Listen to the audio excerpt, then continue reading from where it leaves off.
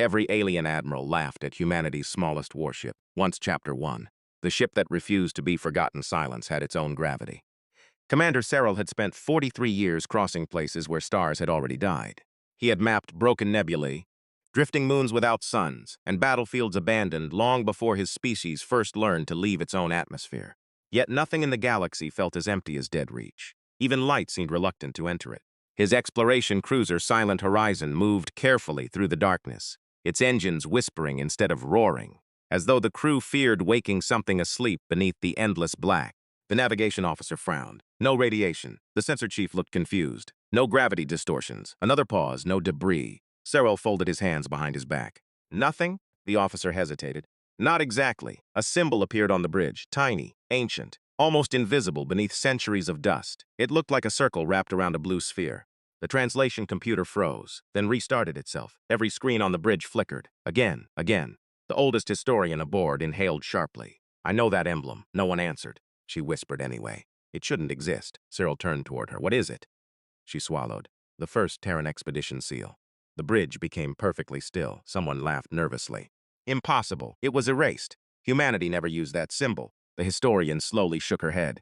No, they did. 300 years ago. The archives say every ship carrying that mark vanished. Another officer snorted.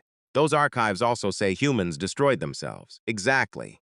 Cyril stared at the drifting object. It barely deserved to be called a warship. Its hull was scarred beyond recognition.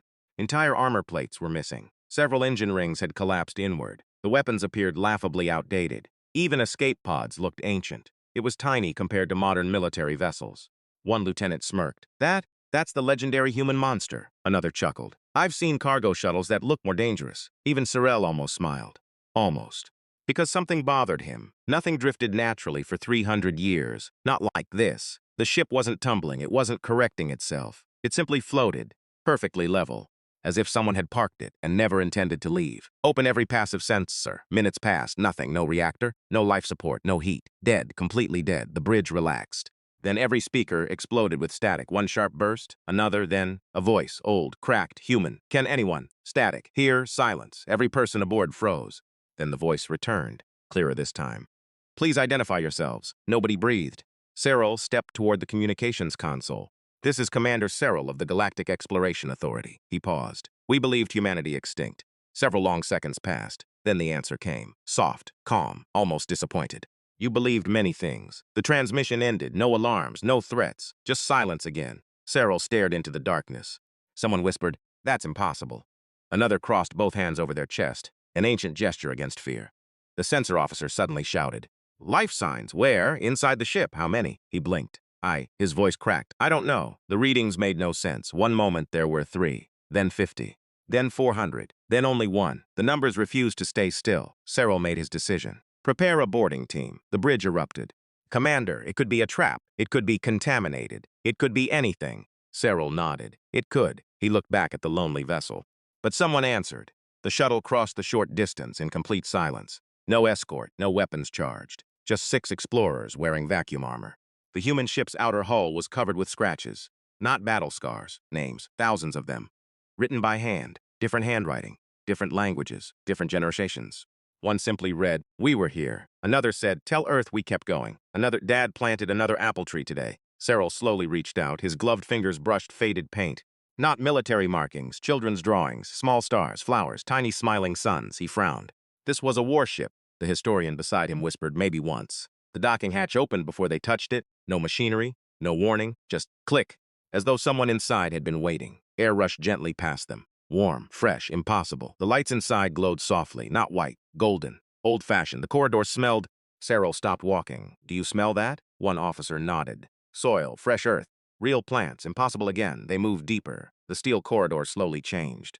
Cold metal became polished wood. Hydroponic walls turned into hanging gardens. Vines climbed support beams. Flowers bloomed beneath artificial sunlight. Birds, actual birds, tiny ones. They scattered as the aliens entered. Nobody spoke. Children ran past the hallway, laughing. One little girl stopped. She couldn't have been older than 6. She looked at Cyril's helmet, tilted her head, smiled, then ran away carrying a wooden toy spaceship. Not plastic, wood, hand-carved. Cyril forgot how to speak. A teenage boy nodded politely as he passed. An elderly woman watered tomatoes. 2 people argued over bread. Someone played violins, somewhere deeper inside the vessel. It wasn't survival, it was life. 9 generations had somehow turned an ancient warship into a home. Every wall carried photographs, birthdays, weddings, graduations, funerals, children measuring their height against doorframes. Handwritten dates stretched back 3 centuries. One hallway contained nothing except names. Thousands of names, each carefully written, none erased. The historian quietly cried. They remembered everyone. At the end of the central corridor stood a single door, not reinforced, not armored. Wood, real wood. Someone knocked from Serral's team. A voice answered. Come. The room beyond overlooked the stars through a massive observation window. No throne, no command center, just a simple desk. Maps made from paper, books, real books, an old brass compass. A faded Terran flag folded carefully inside glass. And beside the window, a woman. Gray streaks crossed her dark hair. Her uniform had been repaired so many times that almost none of the original fabric remained. She stood perfectly straight, not because she was strong, because she had refused to bend. Her eyes carried exhaustion older than nations. She turned slowly, looked directly at Serral, then spoke. The galaxy finally remembered to knock.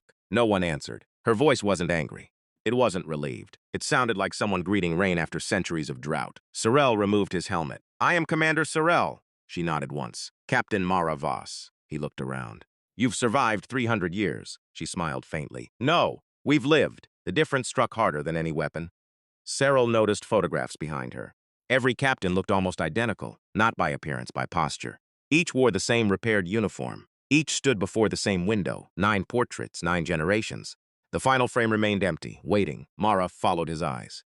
My mother, my grandmother, and every captain before them. They all kept the watch. Serral asked quietly. For what? She didn't answer. Instead, she poured tea into 2 simple cups.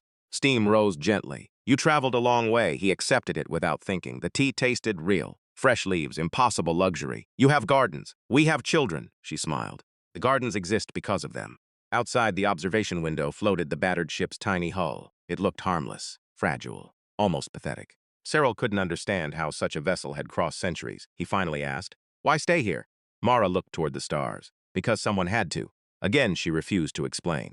Across the galaxy, the news spread faster than light. The High Council of Velkar dismissed it immediately. An admiral laughed during the emergency session. A drifting museum, nothing more. Another nodded. The explorers found ghosts. Humans are extinct. They've been extinct longer than most civilizations have existed. Several politicians joked about preserving the ship as historical decoration. One suggested turning it into a tourist attraction. The chamber erupted with laughter. Far away, inside another empire, nobody laughed. The Thaylen Dominion sealed every communication channel. Ancient vaults were opened beneath their capital. Dust-covered records older than memory emerged. An elderly archivist carefully unfolded a cracked black banner. It showed the same forgotten Terran symbol. His hands trembled. A young officer asked, What does it mean? The old archivist looked terrified. My grandfather forbade us from speaking their name. The officer frowned. Why? The old man's answer barely escaped his lips. Because once, they saved us. Silence consumed the archive. Another keeper unlocked a sealed recording. Its first line had been hidden for nearly 300 years. If the Terran watch still stands, pray they never had reason to move. Every official in the room lost color from their faces. One minister whispered, Send observers. Another shook his head violently. No. Send apologies. Back aboard the human vessel, evening settled gently across its artificial sky. Children gathered beneath glowing trees. Someone began telling old stories. Mara walked beside Serral through quiet gardens. She touched one ancient apple tree. My great-grandfather planted this. It has never seen a real sun. Serral asked, Do your children know Earth? They know stories. She smiled sadly. They think oceans sound too large to be real. A little boy approached. Captain, she knelt immediately. Yes? We finished today's stars. He handed her a notebook. Every page contained drawings of constellations. She smiled warmly. Beautiful work. He noticed Serral. Are you from outside? Yes. The boy grinned. What's rain like? Serral opened his mouth. Nothing came out. He had no words that could explain rain to someone born between stars. The child ran away. Mara watched him leave. They've never felt wind. Her voice almost broke. But they still dream about flying kites. Serral looked upward through the transparent dome. For the first time in many years, he hated space. Hours later, engineers finished scanning the vessel. The chief scientist rushed toward Serral. Commander, you need to see this. A projection appeared. The tiny human ship. Every scan.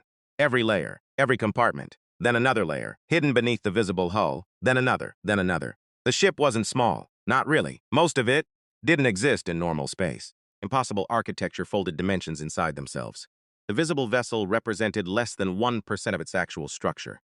The scientist stood speechless. It can't be. Cyril looked at Mara. She wasn't surprised. She simply closed her eyes, as though a secret had finally become too heavy to hide. The chief scientist whispered, "Commander, we've confirmed it. This isn't the smallest human warship." He zoomed out. The projection expanded. Layer after hidden layer emerged. Ancient engines, dormant weapon systems unlike anything ever recorded, endless internal space. The ship grew larger and larger, until every alien vessel in Cyril's fleet looked insignificant beside its true dimensions. Then the computer found something else, buried beneath the deepest hidden layer, a status line. One single line, not damaged, not corrupted. Waiting, it read, "Fleet Anchor, active. Every light on the bridge went dark, somewhere far beyond known space." Something answered. Chapter 2. The Awakening. The lights aboard the ancient human vessel dimmed until only the gardens glowed. Commander Cyril stood motionless before the holographic projection. The impossible words still hovered in the air. Commemorate Fleet Anchor. Active. No one spoke. The silence felt alive. Then the stars outside the observation window changed. Not one, not 10, thousands. Tiny points of light flickered across the darkness, not like stars being born, but like eyes opening after a very long sleep. A low vibration rolled through the ship. It wasn't an engine. It felt deeper, like the universe itself had taken a slow breath. Captain Mara Voss closed her eyes. "It has begun." Cyril looked toward her. "What has begun?" She opened her eyes, but before she could answer, every alarm aboard Silent Horizon erupted. "Commander!" The bridge officer's voice burst through Cyril's communicator. "Multiple warp signatures, distance, every direction. Outside dead reach, space tore open. One rift, then another, then dozens. Massive warships emerged from hyperspace in perfect formation. They were unlike anything the Galactic Exploration Authority had ever seen. Black armor, silver command markings, weapons powered but not aimed. Each vessel was nearly 20 kilometers long. At their center floated the flagship Iron Resolve. Standing on its command deck was Commander Reyes. He wasn't smiling. He wasn't angry. He looked afraid. An officer approached carefully. "Commander, we've surrounded the human vessel." KL never looked away from the ancient ship. "No," the officer frowned. "We're the ones surrounded." Nobody understood what he meant. KL remembered a story. He had been 6 years old. His grandmother had taken him into the oldest room of their family home. Dust covered everything. She opened a wooden chest. Inside rested an old metal insignia, blue, white, a circle around a tiny world. "The humans?" little KL had asked. His grandmother nodded. "You'll hear people laugh at them. They'll call them myths. They'll say humanity destroyed itself." She leaned closer. "When they laugh, leave. Why? Because only fools laugh before checking whether the sleeping giant is truly asleep." Back in the present, KL whispered. "Grandmother, I hope you were wrong," sensors screamed. "Commander, long-range scans detecting gravitational anomalies. Source, the galaxy." The officer blinked. "No, everywhere." Inside the ancient vessel, Cyril followed Mara into a chamber hidden behind the captain's quarters. Unlike the gardens, this room had remained untouched. Steel walls, old consoles, mechanical switches, paper records stacked carefully in sealed cabinets. At the center rested an ancient projector. Mara placed her hand against its worn surface. "It has waited longer than I have." The machine awakened. Static danced through the air. A recording appeared. A woman wearing the same captain's uniform. Her face was younger than Mara's. Yet their eyes were identical. "My name is Captain Eleanor Voss. If you are seeing this, then the watch has been found." Cyril stared. "Mara, my grandmother," the recording continued. "We were never sent here to fight. We were never sent here to hide. We were sent here to wait." The image flickered.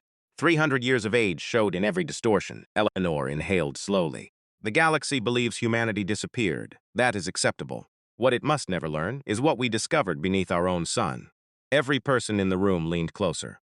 Cyril barely breathed. "Beneath Sol, we found something older than civilization. Older than stars. It was not a weapon. It did not belong to us. It called itself." The recording crackled violently. The words vanished beneath roaring static. Mara closed her eyes. "The file is damaged." Cyril looked disappointed.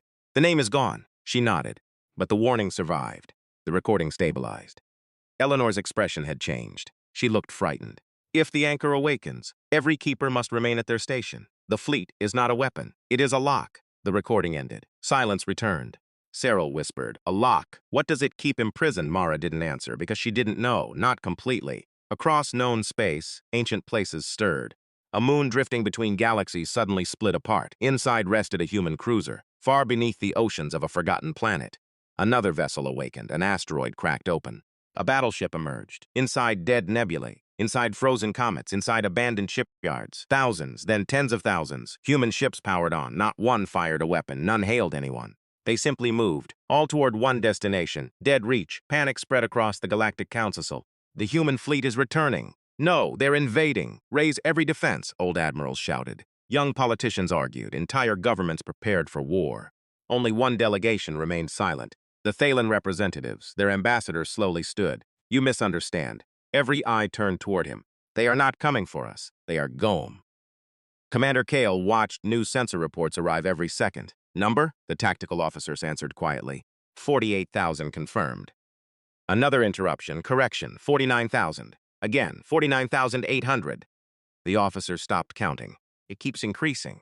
A screen filled with blue icons, ancient human ships, every design different, every one unimaginably old. Yet every reactor burned with impossible strength. None formed attack formations. Instead, they formed circles, layer after layer, around one tiny vessel, the smallest ship in human history, the one every admiral had laughed at.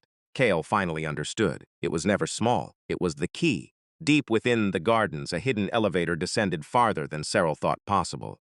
The ship should not have had this much internal space, yet it continued downward, past engine chambers, past forgotten archives, past enormous empty halls. Finally, the doors opened.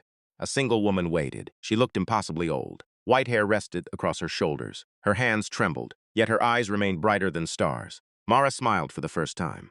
Grandmother, Cyril stared. Eleanor, the old woman laughed softly. I wondered how long the universe would keep us waiting. She'd stood slowly. Every movement carried centuries. I am Eleanor Voss, the ninth keeper. Cyril bowed instinctively. She touched his shoulder. No, save your respect. You'll need your courage. Far outside, the human fleet completed its formation. 50,000 ships, perfect circles stretching across light years. Then, every reactor ignited together. Not as weapons, as beacons. Golden light flowed between ships. Lines connected one vessel to another. An enormous lattice spread across space. Ancient, elegant, beautiful. Kale whispered, "They're building something." His science officer corrected him. "No, Commander. They're repairing something." Without warning, every living being in the galaxy heard a voice. Not through speakers, not through radios, inside their minds. Soft, curious, gentle. It sounded almost childlike. "Hello?" Millions froze. The voice spoke again. Is someone finally awake? Planets stopped transmitting. Fleets drifted without commands. Children looked around in confusion. Animals lifted their heads. Even machines briefly hesitated. No language barriers existed. Everyone understood. The voice belonged to something unimaginably old, and it had just realized it wasn't alone. Kale slowly lowered himself into his command chair. His hands shook. His grandmother's stories had never mentioned this. He opened a secure channel to Cyril. The alien explorer appeared on screen beside Mara and Eleanor. Kale looked at the human captain. I spent my entire career preparing to fight humanity. He laughed bitterly. I thought I understood humans. His eyes met Mara's. I was completely wrong, Mara answered quietly. We all were. Eleanor stepped toward the observation window. She watched the golden lattice expand farther into darkness. Then, her smile vanished. No, Mara immediately noticed. What is it? The old keeper's face became pale. It shouldn't be happening yet. Every instrument aboard the ship erupted in alarms. The lattice flickered, one section failed, another followed, space itself rippled, stars bent, straight lines curved, time hesitated, a crack appeared across empty space. It spread like fractured glass, not through a window, through reality itself. The gentle voice returned this time. It sounded confused. Why is the door opening? Eleanor whispered the words every keeper had feared for 3 centuries. The containment is failing. Outside, the first fracture widened. And something on the other side, move chapter 3, the last promise, the crack in space, widened without a sound. Stars near its edge bent into impossible shapes. Light folded back on itself. Colors no living mind had ever seen spilled into the darkness before fading as quickly as they appeared. Every weapon in every fleet shut down. Not because they were damaged, because the laws that allowed them to exist were beginning to unravel. Silence spread across dead reach. Then Commander Kale Reyes stood. His bridge crew looked toward him, waiting for the order to retreat. Instead, he said quietly, "Open a channel." Captain Mara Voss appeared on the screen. For a long moment, neither of them spoke. Finally, Kale nodded. My grandmother was right. Mara waited. Kale drew a slow breath. I came here prepared to stop humanity. He looked at the widening fracture. Now I'm here to help.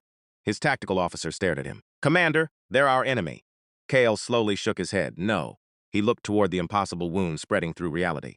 That is, aboard the ancient Terran vessel, Eleanor Voss stood before the command console built by hands long turned to dust. Golden light slowly awakened beneath her fingertips. Around them, the 50,000 human ships adjusted their positions. The lattice was incomplete. It needed more energy, more ships, more lives. Eleanor looked at Kale's image. Your fleet cannot close the fracture, Kale answered. I know. She smiled gently. But you can hold the outer ring. Without hesitation, he replied, then that's where we'll stand. Within seconds, thousands of alien warships moved into formation, not behind humanity, beside them. For the first time in history, former enemies became part of the same line. The lattice expanded. Golden beams stretched from human ships to alien vessels. Reality trembled. The crack slowed, but it did not stop. Then the voice returned. Not frightening, not cruel, only confused. Why are you afraid of me? Every living being heard it. Children aboard Mara's ship looked around. Birds fell silent in the gardens. Even the stars seemed to listen. Eleanor whispered, because you don't know what you are. The unseen presence answered with quiet sadness. I was asleep. I dreamed of company. The fracture widened again. Not from anger, from innocence. Something unimaginably ancient had awakened without understanding the universe it touched. Warning lights flooded the command deck. Containment dropping, 91%, 80-72. Human ships on the outer edge began to glow. One captain smiled at his crew. We kept the promise. His ship dissolved into golden light. The energy flowed into the lattice. The fracture stopped growing for a heartbeat. Then another ship sacrificed itself. Another. Across the formation, ancient vessels disappeared one by one. No explosions, no screams, only quiet flashes of light. Each ship had waited centuries for this single moment. Each crew knew why they had been born. Cyril watched in stunned silence. Mara answered softly. They always knew they would. He remembered the names painted across the walls. The gardens, the children, the handwritten messages. None of it had been built for survival. It had all been built so someone, someday, could finish the promise. Suddenly, Eleanor staggered. Mara caught her. It's time. Mara's face changed. No. Eleanor rested a trembling hand against her granddaughter's cheek. You always knew. I hoped. Mara's voice broke. I hoped there would be another way. There isn't. The old keeper smiled with the peace of someone who had carried a burden for centuries. The fleet was never the lock. Mara stared. The keepers misunderstood. Eleanor's eyes filled with tears. The lock is you. Silence. Cyril looked from one woman to the other. I don't understand. Eleanor turned toward him. Each generation carried part of the seal. 9 generations, 9 lives, but only one heart could complete it. She looked back at Mara. When you enter the core, the seal will close. And she couldn't finish the sentence. She didn't need to. Everyone understood. Outside the gardens, children continued their lessons. They knew nothing of the decision being made. A little girl sat beneath the apple tree carving a tiny wooden spaceship. She looked up as Mara approached. Captain? Mara smiled. May I borrow that? The little girl handed her the toy. My father made it. It's lucky. Mara held the tiny ship in both hands. The edges were rough, the paint uneven. It was perfect. The child tilted her head. Are you going somewhere? Mara knelt beside her. Yes. Will you come back? For the first time in many years, Captain Mara Voss cried. She pulled the little girl into a gentle embrace. I'll always be with this ship. The child didn't understand. She simply hugged Mara tighter. The core chamber lay beneath every other deck. It pulsed with soft golden light. There were no weapons, no engines, only a single circular platform. Eleanor stopped at the doorway. I can't go farther. Mara nodded. I know, the old woman smiled through tears. You've made every generation proud. Mara stepped forward. She looked once more at Cyril. Promise me something, anything. When they reach Earth, tell them it was worth it. I will. She turned to Kale's hologram. You kept your grandmother's promise. Kale lowered his head. I only wish I'd met humanity sooner. Mara stepped onto the platform. The wooden toy spaceship remained in her hand. Golden light wrapped around her feet, around her arms, around her heart. The entire lattice answered. Across 50,000 ships, every surviving crew looked toward the center. Eleanor whispered, My beautiful girl. Mara smiled, not with sadness, with peace. She looked into the growing light and spoke the words every keeper had carried through 300 years. Some dreams exist so others can keep living.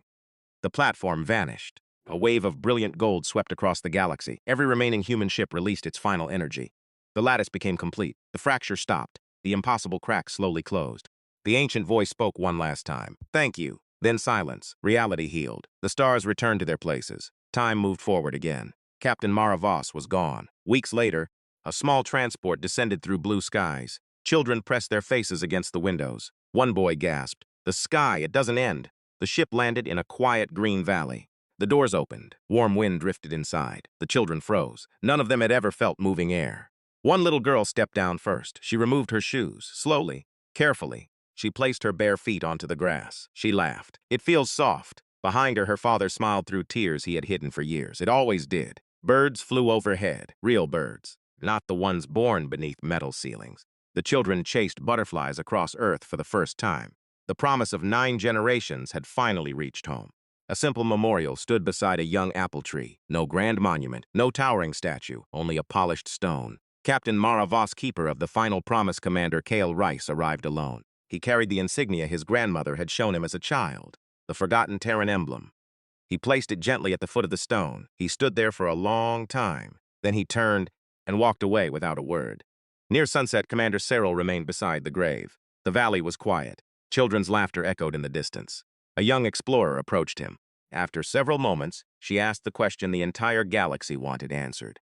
Were humans the strongest civilization that ever lived? Cyril watched a little girl running through the grass, holding a small wooden spaceship toward the sky as if it could still fly. He smiled. Then he answered softly, "No. They were simply the ones who remembered that the greatest victories are the ones where someone else gets to come home."